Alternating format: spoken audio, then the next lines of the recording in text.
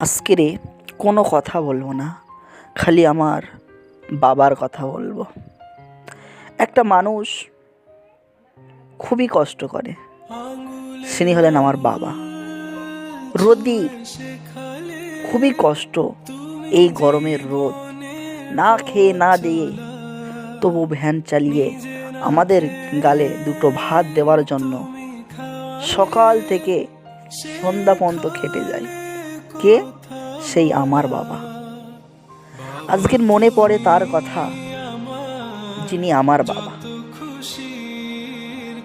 যার জন্য আমি দুটো কিছু খেতে পারি। তিনি অন্য কেউ নয়, তিনি আমার বাবা। মনে পড়ে যায় তার কথা, তিনি আমার বাবা। যদি জীবনে কখনো কষ্ট পাই, বাবা আমাকে এটা লাগবে, আব্বু আমার এটা লাগবে, আব্বু ওটা আমার লাগবে, আমরা যদি এরম ভাবে বায়না ধরি আব্বুর কাছে, অবশ্যই তার বাবা তাকে কিনে দেবে সেটা। বাবার কাছে টাকা নেই, বাবা ধার করে হোক বাবা তোমার জন্য টাকা কি অবশ্যই জোগাড় করে দেবে। আমাদের বাবা আমাদের কিন্তু খুব ভালোবাসে। আমরা বুঝি না, আমরা অবুঝ, আমরা বুঝতে পারি না, কিন্তু এই বোঝাটা বুঝবো সেই সময় যখন আমাদের বাবা আমাদের ছেড়ে যখন চলে যাবে। আমরা এখন বুঝতে পারছি না যে জীবনটা কি। যখন আমরা আরো বড় হব তখন বুঝতে পারবো যে জীবনটা সত্যকারের কি, সত্য একটা বাবার কর্তব্য, কত কত কষ্ট হয় একটা বাবার জীবনে। আমরা এখন বুঝতে পারবো না, পরে বুঝতে পারবো। তাহলে আমাদের জীবনের মূল বিষয় হলেন বাবা।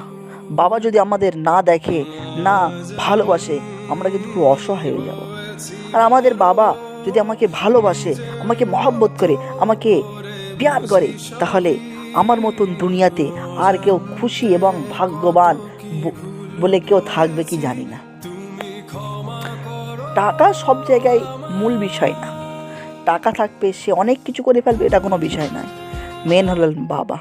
বাবা যদি তোমাকে একবার ময়না বলে ডাকে, কচি বলে ডাকে, সোনা বলে ডাকে, জাহানটা যেন জুড়িয়ে গেল।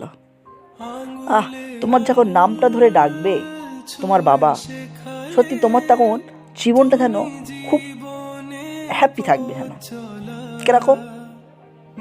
আর সেই বাবাকে যখন আমরা বড় হয়ে গেলাম, বড় হয়ে যাওয়ার পরে সেই বাবাকে যদি আমরা না ভালোবাসি, না মহব্বত করি, তাকে যদি মুচ্ছাই করি, তার মনে তাহলে কতটা কষ্ট হবে। আমাদের মেন বিষয় হলো, আমাদের যেমন বাবা ছোট থেকে আমাদের দেখে আসছে, আমাদের ভালোবাসছে, আমাদের বড় করেছে, আমাদেরও কর্তব্য আমরা যখন বড় হব তখন বাবার ওই ভ্যান চালানোর কাজ বাদ দিয়ে বাবাকে বলবো, যেখানে তুমি বসে বসে আরাম করো, আমি ভ্যান চালাবো, এবার থেকে আমি ভ্যান চালাবো, তোমাকে আর ভ্যান চালাতে হবে না, তোমাকে আর কষ্ট করতে হবে না, তুমি তো সারাটা জীবন কষ্ট করে গেছো, এবার তোমাকে আরাম করার জায়গা, তুমি এখন আরাম করো, আমরা খাটবো। আমরা এটা কজন না বুঝি। আমরা কি করি?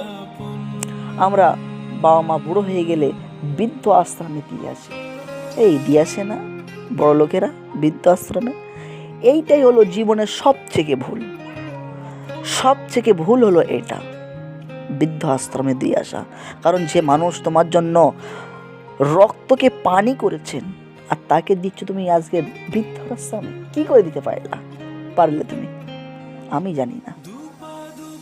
আমাদের কর্তব্য, আল্লাহ রাসূল সাল্লাল্লাহু আলাইহি সাল্লাম তিনি বলেছেন, হুমার জান্নাতু কানারুকা, পিতা মাতা তোমার জান্নাত এবং জাহান্নামের এক গাড্ডা। তাহলে আমাদের ভালোবাসতে হবে, পিতাকেও ভালোবাসতে হবে, তার সাথে সাথে জনম দুঃখিনী মাকেও কিন্তু তোমাকে ভালোবাসতে হবে। এই ঠিক কিনা?